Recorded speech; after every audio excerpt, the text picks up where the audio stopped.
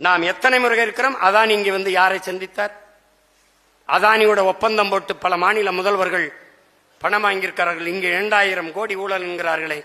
அமெரிக்க நீதிமன்றம் சொல்கிறது. அது குறித்த கருத்து ஊடகத்தின் பார்வை ஒன்றுமில்லை, ஒன்றுமில்லை. மதுரையில அரிட்டாப்பட்டியில அந்த டங்ஸ்டன் சுரங்கம் அமைத்து அந்த வளத்தை சுரண்டு பல மலைகளை, ஆயிரக்கணக்கான சமணப்படுகைகளை அந்த சரிச்சு வீழ்த்துகிற, அதற்கு யாராவது பேசியிருக்கார்களா? பேச மாட்டார்கள். ஏழை எளிய மக்களுக்கு, வறுமையில் இருக்கிற மக்களுக்கு வழங்கப்படுகிற நியாய விலை கடை அரிசி, ரேஷன் கடை அரிசி மூட்டையை ஏத்தி இறக்கும் போது 1900 கோடி 1900 கோடி அரிசி சிந்திருச்சுங்கிறான். இது அறிவார்ந்த ஒரே ஆண்டுக்குள்ள 2022-23 இந்த ஓராண்டுக்குள்ள 1900 கோடிக்கு அரிசி சிந்திருச்சுங்கிறான். அதை பேச ஒரு ஊடகம் இல்லை, ஒருத்தர் கிடையாது. இது எப்படிப்பட்டது? சர்க்காரியா கமிஷன் அந்த வழக்கில் போய் நிற்கும் போது அங்கிருந்து சர்க்கரை எல்லாம் என்ன ஆயிடுச்சுன்னா எறும்பு தின்றுச்சுன்னு சொன்ன ஐயா கருணாநிதியின் வாரிசு ஆட்சியில அரிசி மூட்டையில ஏத்தி இறக்கும் போது 1900 கோடி காணாமல் தான் போகும். சிந்திருச்சுங்கிறான். எப்படிப்பட்ட ஆட்சியாளர்கள் ஆளுகிறார்கள்? அந்த ஆட்சியை தூக்கி பிடித்து புகழ்ந்து பேச, தற்காத்து நிக்க, இது குறித்து ஒருத்தர் பேசல. ரஜினிகாந்த் சந்திச்சிட்டார். ரஜினிகாந்த் அவர்களை தான் சந்திச்சேன். நான் ரஜினிகாந்த் அவர்களை சந்திச்சதுனாலேயே நான் சங்கி ஆயிட்டேன்னா, எல்லா நிகழ்வுக்கும் அவரை பக்கத்திலே உட்கார வைத்து, அழைத்துக் கொண்டு உட்கார வைத்திருக்கிற ஐயா கருணாநிதி, ஐயா ஸ்டாலின், அருமை துணை முதல்வர் ஐயா உதயநிதி ஸ்டாலினுக்கெல்லாம் பேர் என்ன? சங்கி இல்லாம சிங்கியா? இல்ல எப்படி அதுக்கு பேர் என்ன? இல்ல அங்கி லுங்கியா? இல்ல சொங்கியா? இல்ல என்னது அதுக்கு பேர் என்ன? எப்படி நீ ரஜினிகாந்த் உன்னை கேட்டு தான் போன மாடா, வெறுப்பு தானே? உன்னை கேட்டுதான் தண்ணி குடிக்கணும், உன்னை கேட்டுதான் நான் ஒண்ணு குடிக்கணும் மாடா. பேசுறதுக்கு எது இல்லைன்னா போய் சுவத்துல நாக்க தேய்ச்சி நக்கிட்டுறா நாயே.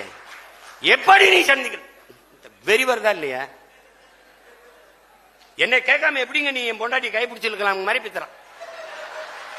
வெறி ஆகுதா இல்லையா? எனக்கு தெரியும்டா என்ன செய்யறதுன்னு.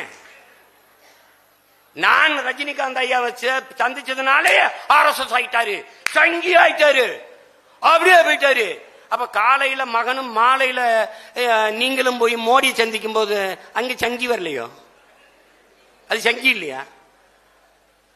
சதுரங்க விளையாட்டா ஐயா வாங்க, கேலோ இந்தியாவா ஐயா வாங்க, அங்க சங்கி இல்ல, அங்க சங்கி இல்ல.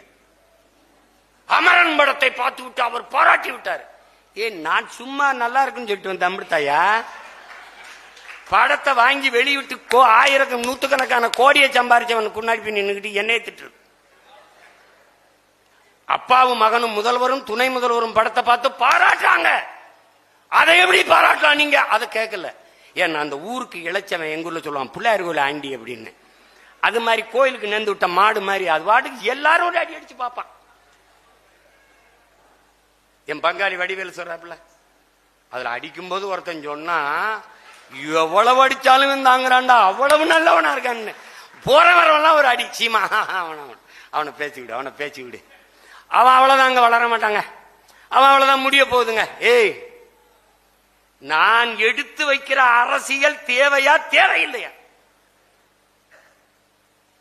தமிழ் என் மொழி, அது செத்து போச்சு, அதை மீளெழுச்சி கொள்ள வேண்டும், மீட்டுருவாக்கம் செய்ய வேண்டும் என்று பேச ஒருவன், என் இனத்தின் நலன், என் நிலத்தின் வளம், என் இனத்தின் உரிமை என்று பேச ஒருத்தன் இல்லை. இத பேசுற நாங்கள் வளரணுமா வீழணுமா?